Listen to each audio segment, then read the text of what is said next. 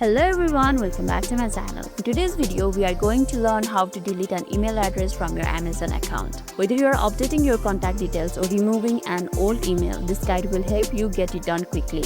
Now let's get started. First of all, open your Amazon app. Make sure that you have already logged in.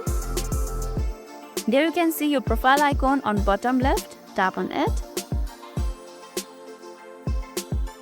Then tap on account. Scroll down until you see login and security. Here it is. Tap on login and security.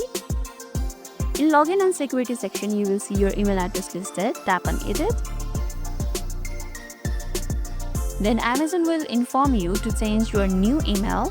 You need to enter new email address that you would like to associate with your account over here. Type your new email address. To verify your email address, Amazon have sent OTP to your email address. Check your email. Let's go to the email. Here it is. Copy the OTP and paste it over here. Then tap on continue. And that's it. Your email address has been updated successfully.